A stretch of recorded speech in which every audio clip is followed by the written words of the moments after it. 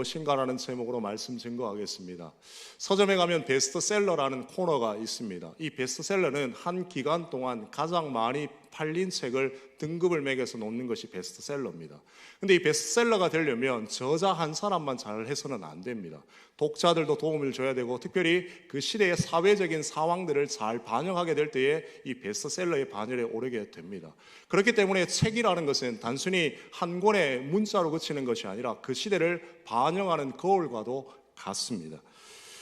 한 시대를 풍부했던 이 베스트셀러가 무엇이냐에 따라 그 시대의 흐름을 우리는 대략 알 수 있습니다. 예를 들면 1880년과 1980년과 90년대에는 시나 소설이 주류를 이루었습니다. 그리고 2000년대 접어들면서 이 베스트셀러는 영어나 컴퓨터 관련 서적이 있었고, 최근에는 이 성공이나 재테크와 같은 관련된 책들이 베스트셀러에 많이 올라가게 됩니다.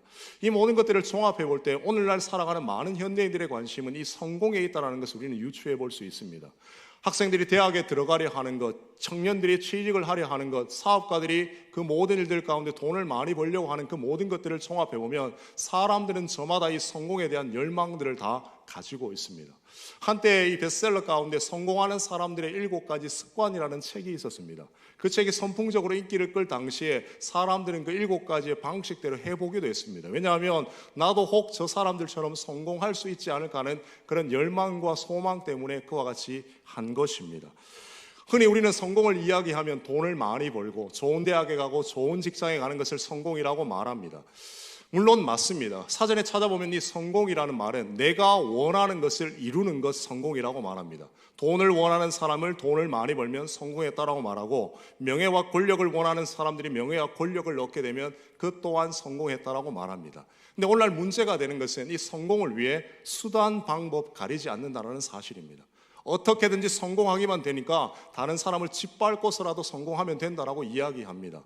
근데 오늘날 대중매체 속에 일어나는 많은 사회적인 문제들이 무엇입니까? 성공은 했는데 그 성공의 후유증을 많이 겪습니다. 정치 권력을 얻기 위해 검은 돈으로 사람을 매수합니다.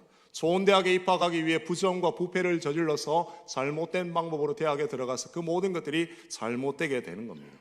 이런 시대를 바라보면서 우리 신자된 그리스도인들은 한 가지 질문을 던져야 합니다. 과연 이 시대가 말하는 것처럼 수단과 방법 가리지 말고 성공하면 되는지, 아니면 정말 진정한 성공이 무엇인지를 우리가 함께 고민해 봐야 한다는 사실입니다. 저는 오늘 본문의 요셉을 통해서 정말 하나님이 원하시는 진정한 성공이 무엇인지를 함께 생각해 보려고 합니다. 요셉의 삶을 통해서 하나님이 원하시는 진정한 성공이 무엇인지를 생각해 보려고 합니다. 이 요셉이라는 인물은 우리가 보기에는 성공한 사람입니다. 세상적으로도 마찬가지입니다. 요셉의 원래 신분은 노예와 종이었습니다. 그리고 감옥에 있을 땐 죄수였습니다. 그런 그가 이 애굽의 2인자의 자리까지 올라갔습니다. 어떻게 된 거죠? 성공한 겁니다. 세상적인 시각으로도 성공한 겁니다. 그리고 39장 2절에 보면 그가 형통한 자라고 표현을 합니다. 영어 성경에 찾으면 이 형통했다라는 말을 성공했다라는 말로 표현하고 있습니다. 결국 이 요셉의 삶은 세상적으로 볼 때 가장 말단에서 가장 높은 권력의 자리까지 이르렀기 때문에 성공한 인생입니다. 또한 성경이 말하는 것처럼 하나님 보시기에 그가 형통한 자였기 때문에 그는 성공한 인생입니다. 그러면 요셉의 삶이 어떤 삶을 살았기에 과연 그가 진정으로 성공한 삶을 살았느냐 하는 겁니다. 저는 오늘 본문을 통해 3가지를 한번 생각해 보려고 합니다. 진정한 성공이 무엇인지를 3가지를 생각해 보려고 합니다. 첫 번째는 진정한 성공을 판단함에 있어서 인생의 한 단면만을 가지고 판단하지 말아야 한다는 사실입니다. 우리 1절 말씀을 같이 한번 읽겠습니다. 요셉이 이끌려 애굽에 내려가매 바로의 신하 친위대장 애굽 사람 보디발이 그리로 데려간 이스마엘 사람 손에서 요셉을 사니라. 아멘. 1절 말씀에 따르면 그의 형제들이 요셉을 애굽에 팔아버립니다. 그리고 보디발이 요셉을 돈 주고 값을 지불하고 노예로 그를 사게 됩니다. 1절 말씀만 보면 요셉의 인생이 실패한 것처럼 보입니까? 성공한 것처럼 보입니까? 실패한 것처럼 보입니다. 왜냐하면 그의 형제로부터 배신당했고 보디발의 집에 손님으로 가는 게 아니라 종으로 노예로 끌려가기 때문에 그의 인생은 1절만 보면 실패한 것처럼 보입니다. 그러나 우리는 요셉의 전체 인생을 놓고 볼 때 그의 인생을 실패했다라고 말하지 않습니다. 왜 그럴까요? 지금 이 요셉은 그의 인생의 한 과정을 겪고 통과하고 있기 때문에 이 한 단면만을 가지고 인생의 성공과 실패를 판단하지 말 것을 오늘 1절은 우리에게 말씀해 주고 있습니다. 아이를 키워보면 이 퍼즐이라는 게 있습니다. 퍼즐이 조각이 많으면 많을수록 힘이 듭니다. 근데 가장 힘든 순간이 언제이지 아십니까? 퍼즐을 할 때. 해보신 분 계십니까? 첫 번째 조각을 맞추는 게 힘듭니다. 가장 첫 번째 조각이 어디에 위치했는지 잘 모르기 때문에 많은 시간이 들입니다. 근데 가장 쉬울 때가 언제인지 아십니까? 마지막 조각을 맞출 때입니다. 왜냐하면 공간이 하나밖에 비어있지 않기 때문에 그렇습니다. 성도 여러분, 어떤 의미에 보면 우리의 인생은 이 퍼즐과도 같습니다. 지금의 이 순간이, 지금의 이 고통이, 지금의 이 고난이 과연 어떤 의미가 있는지 지금은 잘 모릅니다. 왜 그것이 내 인생 가운데 당하고 있는지 그 퍼즐의 조각처럼 알지 못하기 때문에 인생이 힘이 들고 참 고통을 가집니다. 그러나 우리가 인생을 살면서 중요한 한 가지 진리가 있습니다. 하나님의 말씀을 통해서 굳게 확신할 수 있는 한 가지 진리는 이 인생의 퍼즐의 조각을 내가 맞추는 것이 아니라 하나님께서 맞추어가고 계시다라는 진리를 우리는 알고 믿고 확신하고 있습니다. 로마서 8장 28절에 보면 성경은 우리에게 이렇게 말씀하고 있습니다. 제가 읽어드리겠습니다. 우리가 알거니와 하나님을 사랑하는 자 곧 그의 뜻대로 부르심을 입은 자들에게는 모든 것이 합력하여 선을 이루느니라. 모든 것이 합력하여 선을 이룬다. 이 말이 무슨 말일까요? 우리 인생의 조각과도 같은 그 퍼즐들을 내가 아니라 하나님께서 그 인생의 조각 하나하나를 맞추어 인생의 큰 그림을 계획하고 그려가고 있다는 것을 로마서 8장은 우리에게 말씀해 주고 있습니다. 그렇게 성도 여러분, 우리의 인생 가운데 쓸모없는 순간은 하나도 없습니다. 모든 인생의 순간은 그 나름의 의미가 있고 그 나름의 목적이 있습니다. 비록 지금은 왜 이 고통을 당하고 왜 이 환난을 당하는지 알지 못할지 모르겠지만 하나님의 인생의 큰 그림을 보면 그때를 깨닫게 될 때가 분명히 있습니다. 지나온 인생의 여정길을 한번 잘 생각해 보십시오. 아마 우리 인생의 순간 가운데 참 힘들고 고통스러운 순간들이 우리 각자에게 다 있을 겁니다. 그리고 지금의 순간에 그때를 회상하면서 무엇을 생각합니까? 아, 그때 왜 힘들었는지, 왜 고통스러웠는지, 왜 내게 그런 고난과 환난이 찾아왔는지에 대한 의미를 발견하게 됩니다. 즉 인생의 퍼즐이 왜 그때에 있었는지를 발견하게 된다는 사실입니다. 그렇게 우리의 인생을 판단할 때에 한 단면만을 가지고, 지금의 이 순간만을 가지고 내 인생은 실패했다, 내 인생은 성공했다, 그렇게 단정짓지 말라는 겁니다. 왜냐하면 하나님께서 지금도 우리의 인생을 계획하고 그려가고 계시기 때문에 그렇습니다.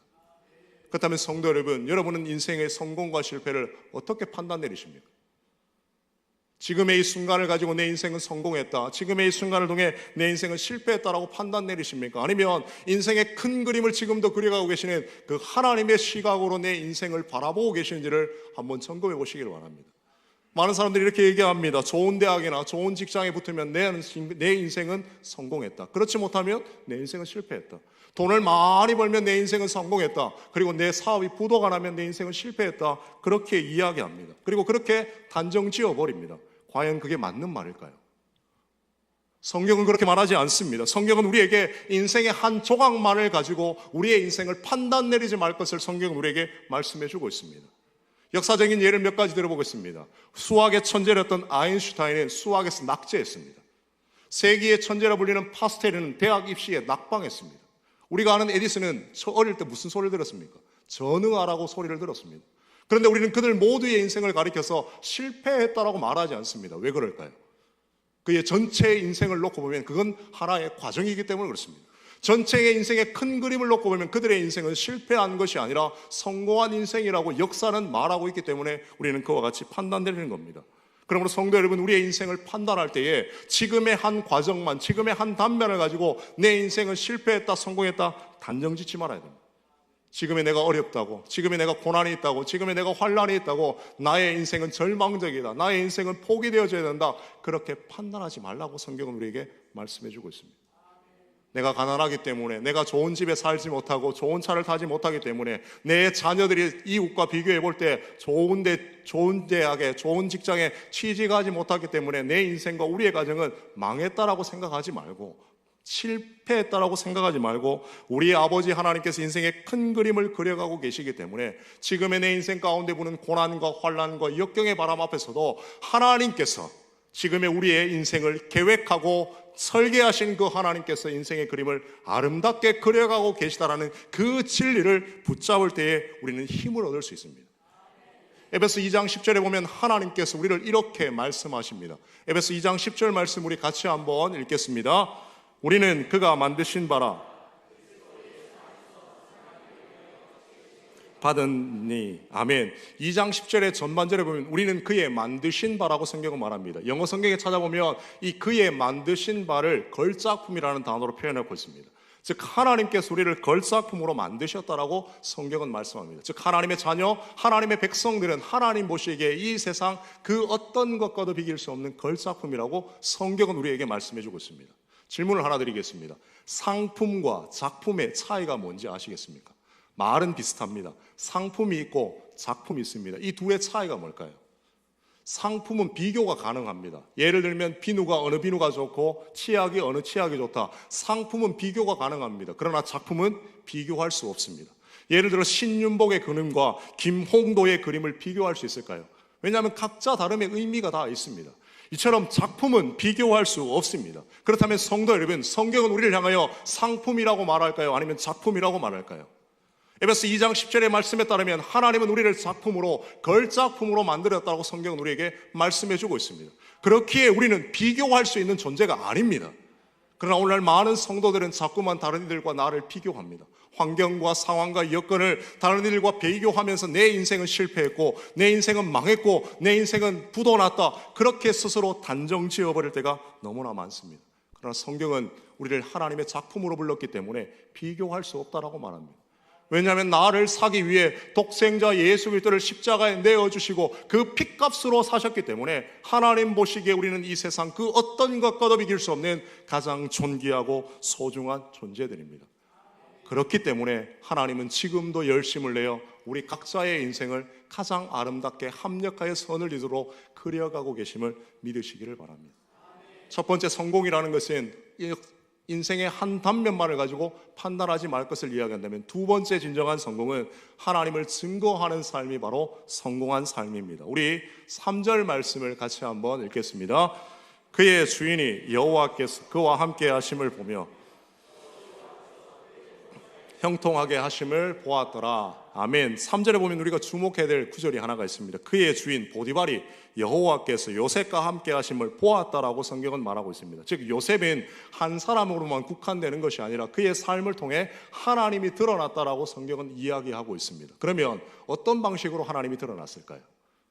요셉이 걸을 때에 뒤편에서 막 후광이 비쳤을까요? 아니면 요셉이 걸을 때에 좌우에 천군 천사가 대동하는 걸 보고 보디발이 요셉은 하나님이 함께하는 사람이구나, 그렇게 본 것일까요? 아닙니다. 3절 말씀을 다시 한번 제가 읽어드리겠습니다. 그의 주인이 여호와께서 그와 함께 하심을 보며 또 여호와께서 그의 범사에 형통하게 하심을 보았다라고 성경은 말합니다. 하나님의 함께 하심을 어떤 방식으로 보았느냐? 성경에 따르면 범사에라고 표현합니다. 범사라는 그가 하는 모든 일입니다. 쉽게 말하면 요셉의 삶 그 자체를 통해서 이 보디발이 하나님의 함께 하심과 하나님의 영광이 어떤지를 드러내는 삶을 살았다라고 성경은 우리에게 말씀해 주고 있습니다. 오늘 이 3절의 말씀을 통해 우리는 요셉이 보디발의 집에서 어떤 삶을 살았는지 대략 유추해 볼 수 있습니다. 요셉은 종입니다. 그리고 보디발은 그의 주인입니다. 그리고 이 보디발은 애굽의 장군입니다. 당연히 우상을 숭배하는 나라의 장군이기 때문에 우상을 숭배했습니다. 그럼에도 불구하고 종된 이 요셉이 그 우상을 숭배하는 주인 앞에서도 철저하게 하나님 앞에 삶을 살았고 그 주인 앞에 하나님을 경외하는 자의 삶이 어떠한지를 드러내 보였음을 우리는 성경을 통해서 유추해 볼 수 있습니다.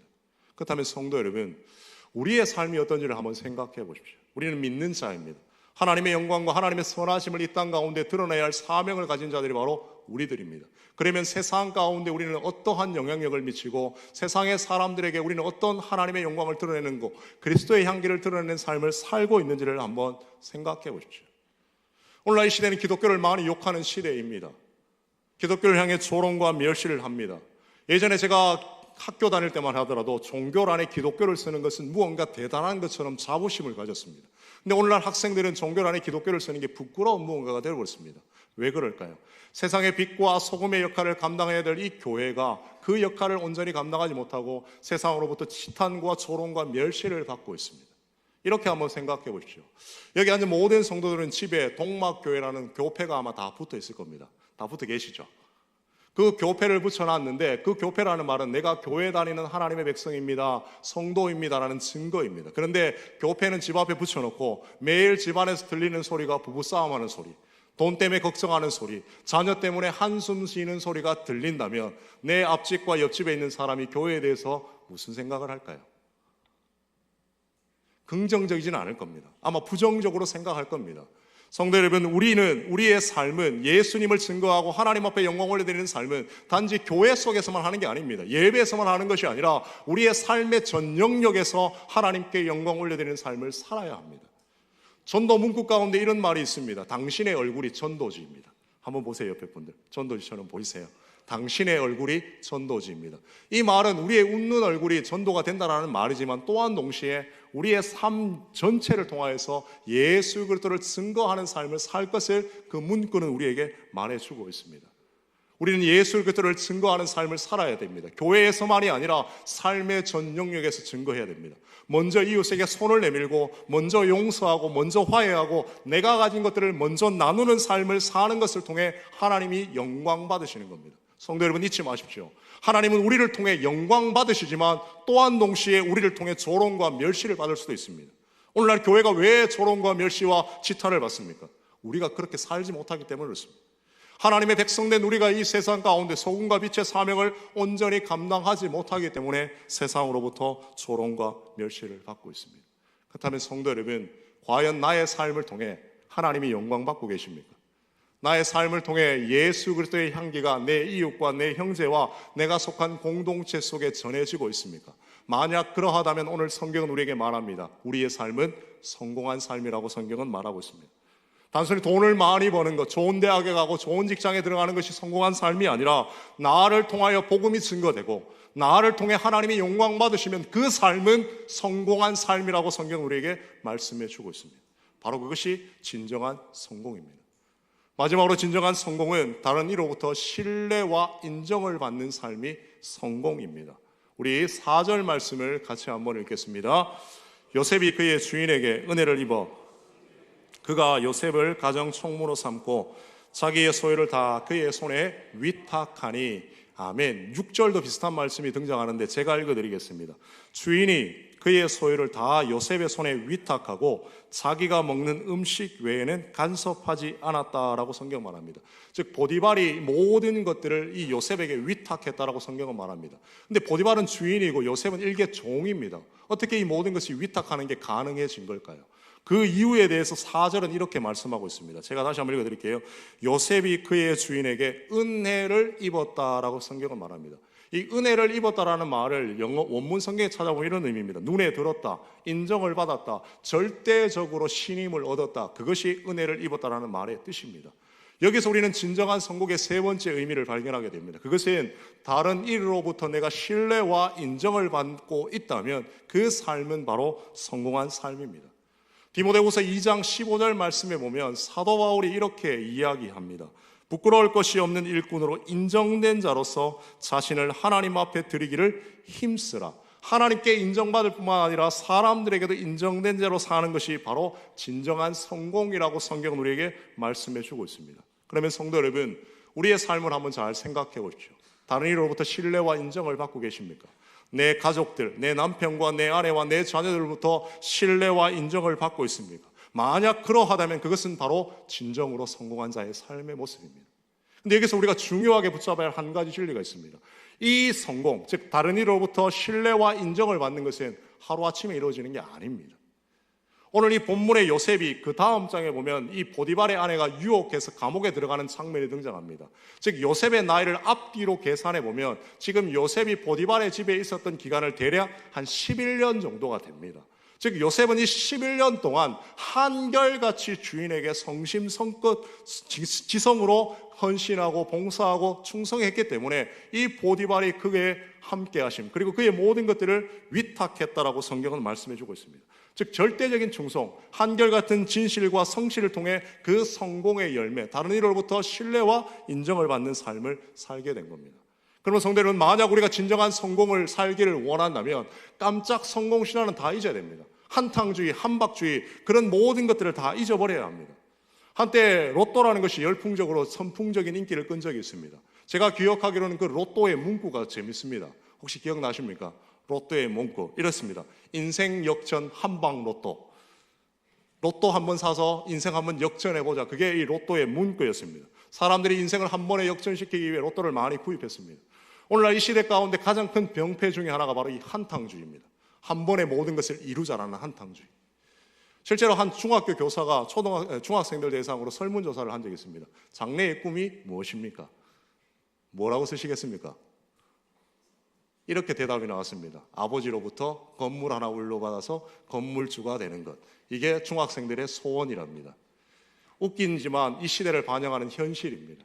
한탕주의. 어른들도 마찬가지입니다. 한 번에 모든 것을 이루고자 하는 그 열망들이 누구에나 다 있습니다. 근데 문제는 신앙 안에서도 그와 같은 한탕주의를 일을 한다는 겁니다. 한 번의 기도, 한 번의 설교, 한 번의 눈물, 한 번의 찬양으로 나의 신앙은 급속도로 성장할 것이다. 우리는 착각합니다. 그러나 신앙은 그렇게 성장하는 게 아닙니다. 신앙은 매 순간 하나님 앞에 처절하게 몸부림치며 날마다 말씀과 기도 가운데 내 자신을 하나님 앞에 드려야지만 우리의 신앙은 정상적으로 아름다운 성공을 이룰 수 있습니다. 성공을 위해 모든 단계를 뛰어넘는 것이 아니라 한 단계 한 단계를 올려야지만 그 성공이 튼튼해지는 것처럼 우리의 신앙도 마찬가지입니다. 많은 이들이 자꾸만 착각을 합니다. 한 번 예배드려서, 한 번 기도해서, 한 번 찬양해서 내 신앙은 급속도로 좋아질 것이라 생각하지만 그렇게 되지 않습니다. 우리의 신앙은 매 순간 하나님 앞에 철저하게 낮아지고 낮아져야지만 우리의 신앙의 아름다운 열매를 거두게 되는 겁니다. 그렇게 진정으로 성공한 자의 삶은 한 개인만 축복받는 것이 아니라 그가 속한 가정과 그가 속한 공동체에도 축복의 영향력이 넘쳐나게 된다라고 성경은 말하고 있습니다. 우리 본문 5절 말씀을 한번 같이 읽겠습니다. 5절입니다. 그가 요셉에게 자기의 집과 그의 모든 소유물을 주관하게 한 때부터 여호와께서 요셉을 위하여 그 애굽 사람의 집에 복을 내리심으로 여호와의 복이 그의 집과 밭에 있는 모든 소유에 미친지라. 아멘. 요셉이 하나님 앞에 형통한 자가 되었는데 그 복이 요셉에게만 국한된 게 아니라 오늘 본문에 따르면 애굽 사람의 집 보디발의 집에 복을 내렸고 보디발의 집과 밭에 있는 모든 소유에 미쳤다라고 성경은 말합니다. 즉 진정한 성공은 자기 혼자만 누리는 것이 아니라 그 성공의 축복의 열매들이 다른 이들과 가정과 공동체 속에도 이루어진다는 것을 성경은 우리에게 말씀해 주고 있습니다. 성도 여러분, 오늘날 이 시대는 다른 이들과 함께 나누려 하지 않습니다. 자기만 성공하면 된다라고 생각합니다. 심지어는 다른 사람을 짓밟고서라도 올라가기만 하면 된다. 다른 사람을 내 아래 두고라서도 성공하기만 하면 된다라고 사람들은 생각합니다. 예를 들어 한 학생이 시험을 쳤습니다. 시험을 쳤는데 자기 점수에는 아랑곳하지 않고 자기 밑으로 몇 명이 있는지에만 관심이 있습니다. 내 밑에는 몇 명이 있다. 어른들도 마찬가지입니다. 은연중에 우리는 다른 사람이 내보다 못해야지만 내가 성공한다라고 말합니다. 다른 회사가 못해야지만 내 회사가 더 부각을 나타낸다. 다른 직원들이 실수해야지만 내가 더 성공하고 부각을 나타낸다고 우리는 생각합니다. 그러나 성경은 그렇게 말하지 않습니다. 어쩔 수 없는 현실이라고 말할지 모르겠지만 오늘 이 요셉은 그와 같은 삶을 살지 않았습니다. 그가 하나님 앞에 진정한 성공을 누렸을 때 그 성공은 그 혼자에게만 국한된 것이 아니라 모든 가정과 공동체 가운데 그 복의 영향력이 넘쳐났다라고 성경은 말씀해 주고 있습니다. 성도 여러분, 우리는 그리스도인입니다. 하나님을 믿는 백성이고 하나님의 자녀이며 신자입니다. 이 말의 의미가 뭘까요? 내 혼자 사는 인생이 아닙니다. 우리가 하나님의 백성이 되고 하나님의 자녀가 되었다는 것은 나 혼자만을 위해서 사는 인생이 아니라 다른 이를 배려하고 다른 이를 이해하고 다른 사람들에게 선한 영향력을 주어야 하는 삶이 바로 그리스도인의 삶이며 하나님의 백성된 자의 삶입니다. 나를 통하여 다른 이들도 유익을 누려야 되고 그것이 바로 빛과 소금의 사명을 온전히 감당하는 사명의 자의 삶을 살아가는 겁니다. 사도 바울은 고린도전서 10장 33절에 보면 이렇게 우리에게 말씀합니다. 나와 같이 모든 일에 모든 사람을 기쁘게 하여 자신의 유익을 구하지 아니하고 많은 사람의 유익을 구하며 그들로 구원을 받게 하라. 사도 바울의 고백이 뭡니까? 모든 사람을 기쁘게 하기 위해 나의 유익은 구하지 않겠다라고 말합니다. 그리고 모든 사람을 기쁘게 하는 그 일이 무엇이냐? 바로 구원의 즐거움입니다. 잃어버린 영혼들을 주께로 돌아오게 하고 잃어버린 영혼들을 예수 믿게 하는 그 일을 위하면 내 하나 헌신하고 내 하나 희생하는 것에 대해서 만족하고 즐거워하고 기뻐한다라고 사도 바울은 고백하고 있습니다. 말씀을 정리하겠습니다. 성도 여러분, 우리의 인생 가운데 크고 작은 어려움들이 분명히 있습니다. 왜 그것이 내 인생에 찾아왔는지 모를 때도 있습니다. 그러나 오늘 성경이 우리에게 말하는 성공이 무엇입니까? 지금의 이 한순간만을 놓고 인생의 성공과 실패를 판단하지 말라고 성경은 우리에게 말씀해 주고 있습니다. 왜 그럴까요? 하나님이 지금도 우리 각자의 인생을 가장 아름답게 계획하고 설계하고 이루어가고 계시기 때문에 지금의 이 순간이 힘들고 지금의 이 순간이 고통스럽고 지금의 이 순간이 아주 절망적이라 할지라도 그 하나님 바라보며 이 인생의 길을 걸어가는 겁니다. 그러면 성도 여러분, 지금이 힘들고 어렵다 할지라도 믿음의 발걸음을 떼시길 바랍니다. 하나님께서 그려가실 그 인생의 아름다운 그림을 소망하면서 지금의 이 순간 가운데 힘을 내시길 바랍니다. 그런 자에게 하나님이 주신 위로의 말씀이 야고보서 5장 11절의 말씀입니다. 제가 읽어드리겠습니다. 보라, 인내하는 자를 우리가 복되다 하나니 너희가 욥의 인내를 들었고 주께서 주신 결말을 보았거니와 주는 가장 자비하시고 긍휼히 여기는 자시다. 지금의 순간이 고통스럽고 지금의 삶이 어려울지라 하도 하나님이 우리에게 주신 그 욥의 결말이었다는 우리는 잘 알고 있습니다. 신자의 삶의 마지막은 성경의 약속에 따르면 해피엔딩입니다. 비록 이 땅 가운데 해핑이 안 되더라도 하나님이 약속으로 말미암아 우리는 저 천성에서 정말 즐겁고 행복한 인생의 결말을 누리게 될 것입니다. 그러므로 성도 여러분, 지금의 이 삶의 순간이 힘들고 어렵다 할지라도 그것을 가지고 내 인생은 실패했다, 그렇게 판단 내리지 말고 정말 나의 삶을 통해 복음이 증거되고 나의 삶을 통해 하나님이 증거되어지고 다른 이로부터 내가 신뢰와 인정을 받는다면 성경은 그것이 진정으로 성공한 자의 삶이라고 말씀해 주고 있습니다. 바라고 원하옵기는 오늘 이 말씀을 통하여서 정말 나의 인생이 어떤 성공을 위해 나아갈 것인지를 다시 한번 점검해보고 하나님을 드러내고 하나님께 인정받고 세상의 사람들에게 하나님의 영광을 드러내는 삶을 살아가는 우리 모든 성도들 되기를 주님의 이름으로 소망합니다. 아멘. 우리 시간 말씀 붙잡고 하나님 앞에 기도하겠습니다.